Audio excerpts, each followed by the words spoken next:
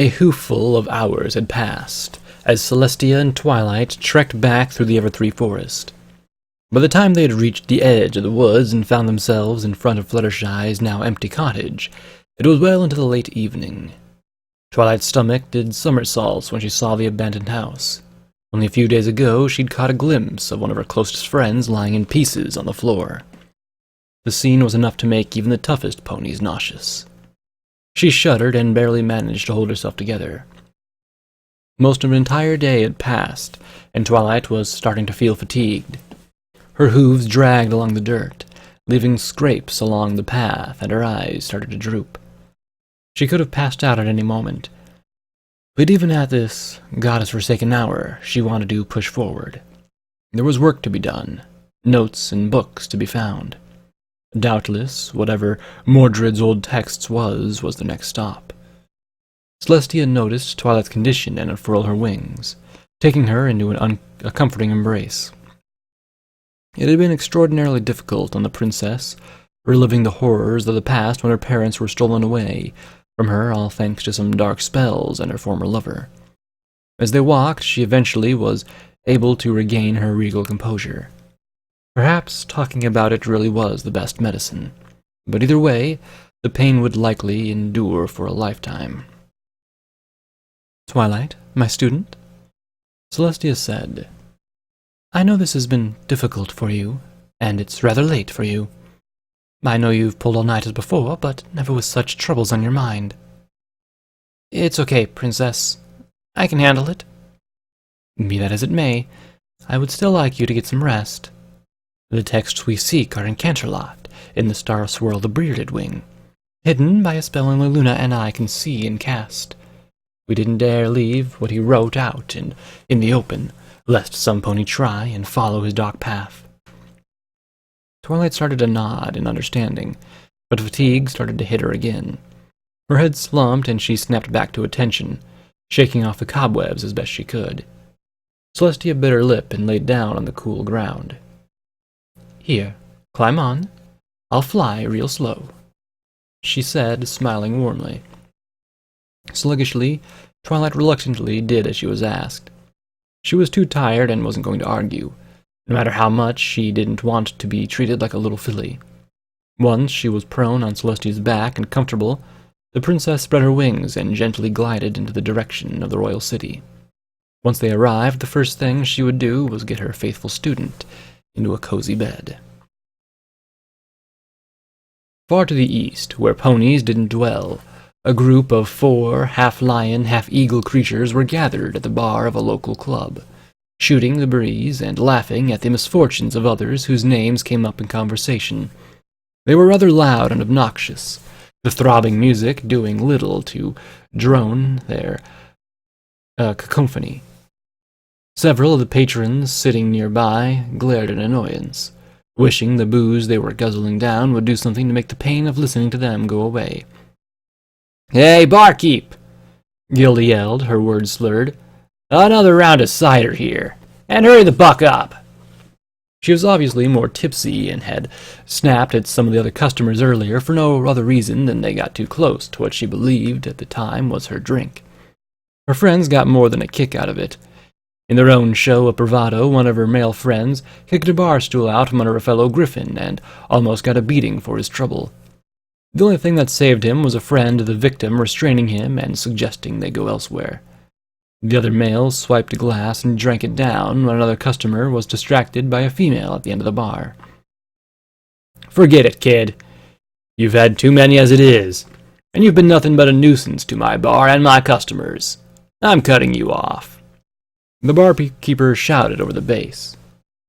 "Hey, I'm paying cuts. I got money to spend too. Now give me another," Gilda said, slamming her claw down on the bar. "If you don't stop acting like a lunatic, I'm going to have to ask you to leave." "Yeah, buck you, you dweeb. Who do you think you are anyway? You know what you are? You really want to know? You're a frickin' loser." "All right, that's it," the barkeep angrily said. He turned to his left and waved over some large security guards who had been keeping an eye on the situation. Dealing with drunks was a fairly typical situation in the bar, and this would be no exception. "Get these four out of here," he instructed them. With a firm nod, the lead guard took Gilda by the shoulders, and his burly co-worker grabbed her friends. They thrashed and flapped their wings in protest. "Get off me!" "Easy, bro. What the buck?" "Hey, let go or I'll click your flank!" Several nearby patrons cheered and whooped as the troublemakers were forcibly dragged from the establishment and tossed outside into the street. The door slammed behind them, signaling the end of their night. "Bah! Screw that place!" Gilda shouted, waving a dismissive claw at the building. "We'll go somewhere else. Right, guys?" "I don't know. I'm kinda beat." The larger, gray-colored male mumbled. "Yeah, same," the other female said. "Getting late." "You guys suck."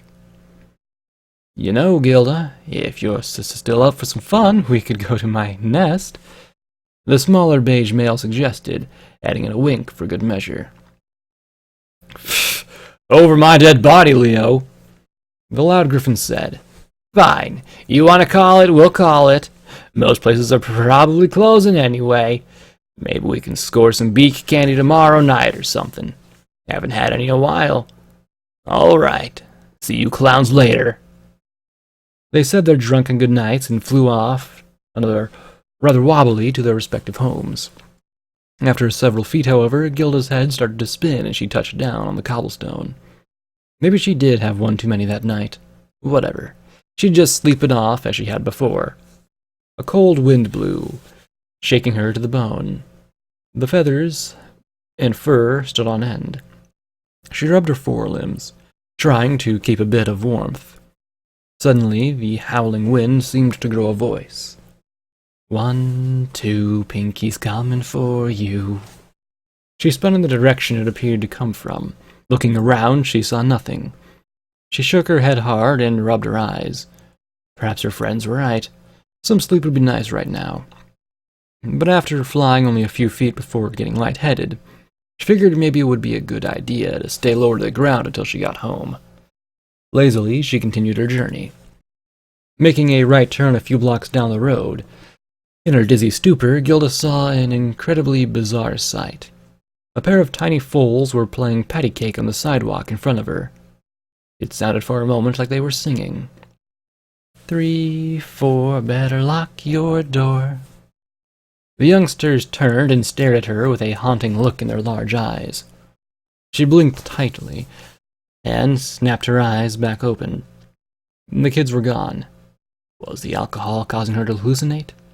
Her inebriation was quickly fading away, but the weird sights and sounds were turning her stomach. She felt like she could throw up at any moment. Yeesh. This is too weird. Come on, Gilda. Only about 6 more blocks to go and you can sleep this, whatever this is, off. She crossed 4 more streets and heard the voices again. 5, 6, get your friendship fixed. She stopped short again and looked around. No sign of them. Given the hour, it wasn't a surprise that there would be no one out. So what was going on? Perhaps it was because her eyes were swimming around her head. That had to be contributing. Who's out there? Show yourself. I'm not scared of you. When no response came, she snorted defiantly and continued on. She turned left and finally arrived at a dark gray house.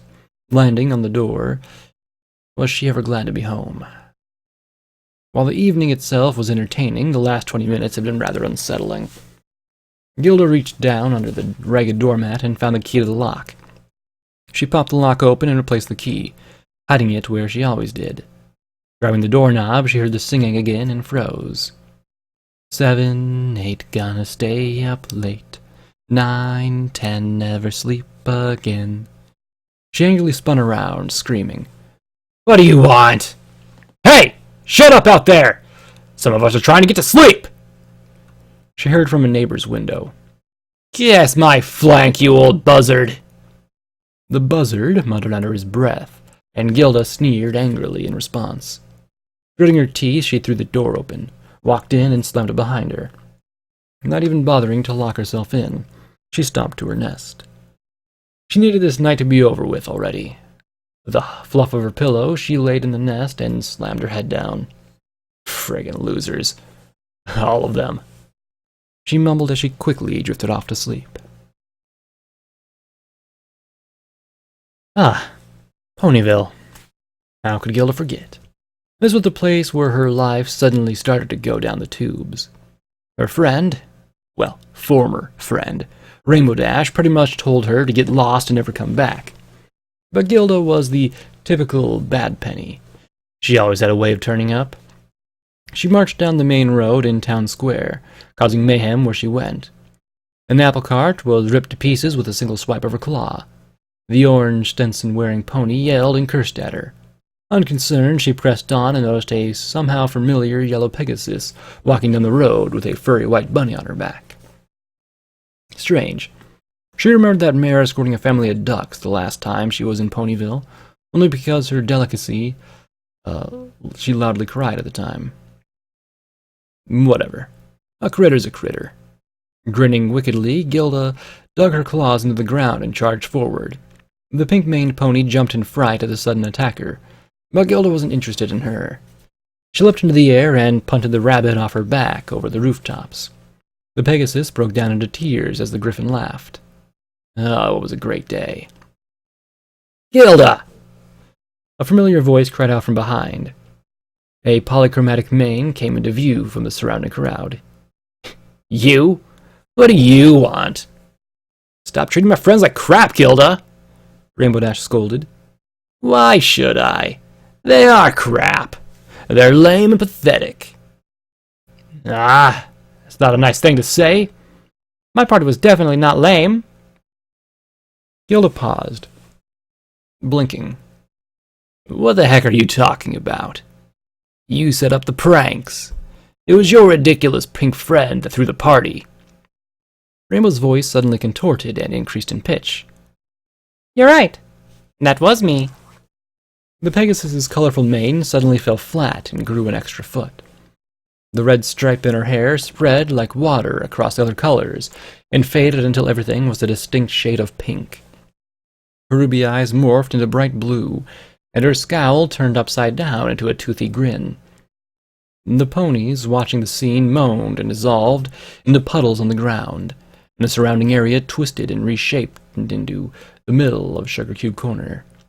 Gilda's eyes burned wide, as everything around her suddenly had a mind of its own. Her pulse started to race, and she could barely catch her breath. She spat when she finally realized where she was and who she was with. You! What's going on? What are you doing? You were the guest of honor of the party, and you left before it was over. Now we have a chance to finish things up right, Pinky said cheerfully. Gilda's brow furrowed in anger. I don't care about you or your stupid party. Now leave me alone, you worthless idiot. But we haven't even played any games yet. She approached one slow step at a time, her smile and hollow stare never fading. Once she was nose to nose with the enraged griffin, she stood on her hind legs and threw her forelimbs into the air. It's going to be so much fun! Stay away from me! With a lightning-quick swing, Gilda slashed Pinky's stomach, spilling her intestines onto the floor. Amused surprise tickled onto the party pony's face. Gilda started to panic as maggots and worms started to squirm out of the large wound on her belly. Well, that's looked better, Pinky joked. Gilda recoiled in horror. You're a freak! Somebody get me out of here!